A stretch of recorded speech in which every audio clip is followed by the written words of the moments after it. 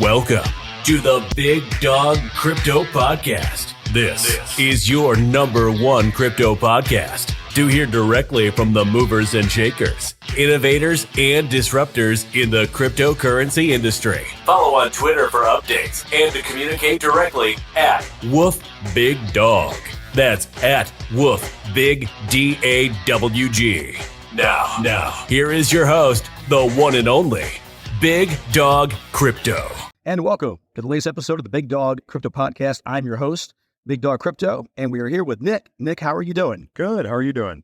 Doing good. It's good to meet up over here at Bitcoin Conference. And let me ask you, please tell me about your company. Yeah, so we're Decentralized Crypto Financial, and our company is a layer one blockchain. The basis of kind of why we're around blockchain is we wanted to bring business to the blockchain, which I don't think really has been done in a big way yet. We also wanted to bring decentralized finance and regular traditional finance to the blockchain. So kind of all three in one. And as such, the base of our blockchain does not have a token. We actually have an SEC qualified stock that operates on our blockchain. Okay, so let me ask you this. When it comes to regulations, that's one of the things that obviously people in the space ask about. What are your thoughts with your company and regulations and how you look at it? Yeah, so we fully meet all of the regulations that Congress, SEC, anybody is looking at putting in the space or has currently put out in traditional finance. So if regulation happens, we're ready. However, we always hope, just like the rest of our brethren in blockchain, that it's done in a smart way. But we're ready for it no matter what. Okay, well, that makes total sense. And let me ask you, I always like to ask any sort of company, when you look at where you are now, what is like the main goal or the two goals in the next 12 to 24 months you would like to accomplish to see happen? Absolutely. So on our side, very shortly here, we're going to allow mining of our stock. So that's kind of something new and unique that's going to come about. After that, a few things on our goal list are to launch a decentralized exchange. But because we have identity at layer one, it'll operate like a centralized exchange with the same properties of all that. So that's kind of a unique thing. And then after that, our goal is to apply for a banking license or purchase a bank and become a fully operational bank so we can offer all the services that you get today at your traditional bank on the blockchain. Well, I mean, I think there's no doubt for people that are in the space, obviously, the banking system, the way it is, that's a big reason why crypto has exploded how it has, right? Because we're looking at a different way, a different avenue. I always ask somebody said to sum up in a line or two, and it's kind of a generalization, but what's the main problem or the main challenge, right? One or two that you were looking to solve that's not being solved now, what would you say? It's identity, right? So businesses that want to do business with either customers or other businesses, they are looking for a way to share identity, know who they're working with, and have that relationship, right? It's why they have brand. It's why people have social security numbers. It's why we have credit scores, right? Because we want to know that we're working with people that we can trust.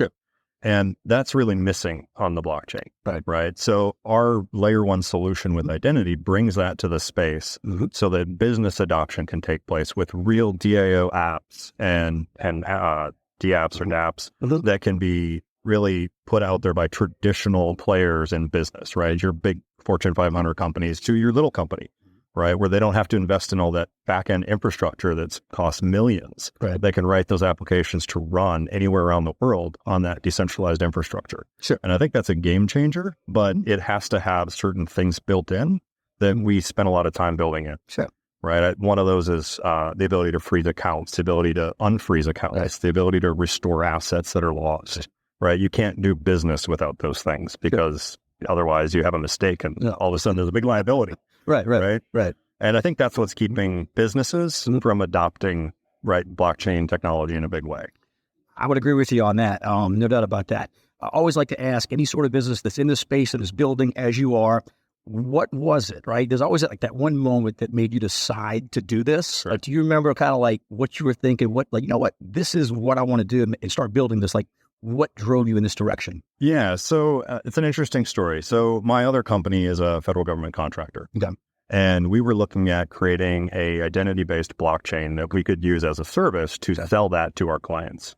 Now, that was much more about data provenance and things like that. And in doing so, we kind of came and stumbled upon this identity-based layer one solution. And we're like, this has more of an application for business than it does for the government usage. And that's kind of when we pivoted and decided to launch our own blockchain. That totally makes sense. So let me ask you this. You've been at the conference right now. What are your thoughts so far, the first day of the Bitcoin conference? Great. It's my first time here. It's great to hear about the space and what everybody's doing, see how they're looking to expand their offerings and just hear about, where Bitcoin's headed. Okay. I've been a big fan for years. So very cool. Very cool. And your website, what's the website to go to find more about the company? Yeah, it's www.DeCryptoFi.com.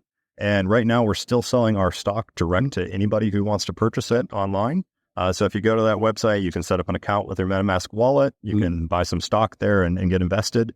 And you actually will own part of the company. It's not a token again. Okay. It is an SEC. Which is interesting. That's a bit different when you're, okay. Yeah, I want to give people real tangible assets, right? Not just a token that gets pumped and then dumps, right? You get ownership long-term in our platform and our plan. Okay. Well, that is very, very cool. Look, I want to thank you for coming on. Look, one of the things he said when we started was this is your first podcast. It is. First podcast. So video interview. Look, I appreciate it. So with this guy is extremely famous down the road, and this is one of the top companies in the world. It started right here on the Big Dawg Crypto podcast. So, brother, I appreciate you taking the time to come on. Thank you so much. Absolutely. You're too kind. Absolutely. Thank you. All right.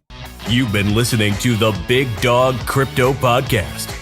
Follow on Twitter at WoofBigDawg.